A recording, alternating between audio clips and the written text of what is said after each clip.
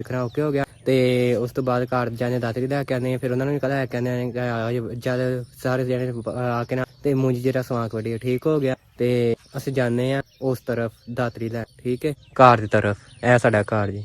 ਚਲੋ ਜੀ ਦਾਤਰੀ ਲੈ ਆਇਆ ਤੇ ਪਹੁੰਚ ਗਏ ਆਪਣੇ ਮਿਸ਼ਨ ਤੇ ਉਹ ਪੈਲੀ 'ਚ ਪਹੁੰਚ ਗਏ ਜਿਹਦੇ 'ਚ ਸਵਾਂਕ ਕੱਢਣਾ ਸੀ। ਤੇ ਇਹ ਪੈਲੀ 'ਚ ਸਵਾਂਕ ਅੱਜ ਕੱਢਣਾ ਤੇ ਉਹ ਵੀ ਬਸ਼ਰ ਹੋਣੀ ਜਿਹੜੇ ਆ ਨਾ ਦਾਤਰੀਆਂ ਲੈ ਕੇ ਆਉਂਦੇ ਨੇ। ਤੇ ਮੈਂ ਕਿਹਾ ਮੈਂ ਜਾ ਕੇ ਮੈਂ ਸ਼ੁਰੂ ਕਰਨਾ, ਤੁਸੀਂ ਤਾਂ ਫਟਾਫਟ ਆ ਜਾਓ। ਤੇ ਮੂੰਜ 'ਚ ਜਿਹੜਾ ਪਾਣੀ ਖਲੋਤਾ, ਪਾਣੀ ਦੇ ਵਿੱਚ ਆ ਜਿਹੜੇ ਨਾ ਸਵਾਂਕ ਵੱਢਣਾ ਤੇ ਬੜਾ ਕੰਮ ਖਰਾਬ ਹੈ। ਪਾਣੀ ਸੁੱਕਿਆ ਹੈ ਨਾ, ਸਵਾਂਕ ਵੱਢਣ ਦੀ ਚੱਸ ਵੀ ਆਉਂਦੀ ਤੇ ਪਾਣੀ ਖਲੋਤਾ ਆ, ਪਾਣੀ ਦੇ ਵਿੱਚ ਵੱਢਦੇ ਸਵਾਂਕ। ਤੇ ਤੁਸੀਂ ਸਾਡੇ ਬਲੋਗ ਜੁੜੇ ਰਹਿਣਾ। ਤੇ ਜਿਹੜਾ ਨਾ ਅੱਲਾ ਖੈਰ ਕਰੇ, ਪਾਣੀ ਖਲੋਤਾ, ਤਰੇਲ ਪਈ ਹੈ ਬੜੀ, ਇਹ ਵੇਖੋ ਚੈੱਕ ਕਰੋ, ਤਰੇਲ ਬਹੁ ਪਈ ਹੈ। ਇਸ ਕਰਕੇ ਜਿਹੜਾ ਨਾ ਸਵਾਂਕ ਅਸੀਂ ਨਾ ਵੱਢਣਾ ਇਹਦੇ ਚੋਂ। ਤੇ ਸਾਡੇ ਕੱਪੜੇ ਤੇ ਉਸ ਤੋਂ ਬਾਅਦ ਸਾਰੇ ਗਿੱਲੇ ਹੋ ਜਾਣੇ, ਖਰਾਬ ਹੋ ਜਾਣੇ ਨੇ। ਤੇ ਅਸੀਂ ਅੱਜ ਇਹਦੇ ਚ ਜਿਹੜਾ ਸਾਰੀ ਪੱਟੀ ਚੋਂ ਨਾ ਸਵਾਂਕ ਜਿਹੜਾ ਨਾ ਸਾਰਾ ਮੁਕਾ ਦੇਣਾ, ਕਿਉਂਕਿ ਅਬੂ ਹਣੀ ਰੋਜ਼ ਕਹਿੰਦੇ ਨੇ ਤੁਸੀਂ ਸਵਾਂਕ ਨਹੀਂ ਵੱਢਦੇ, ਅੱਜ ਸਵਾਂਕ ਇਹਦੇ ਚ ਵੱਢਣੇ ਆ।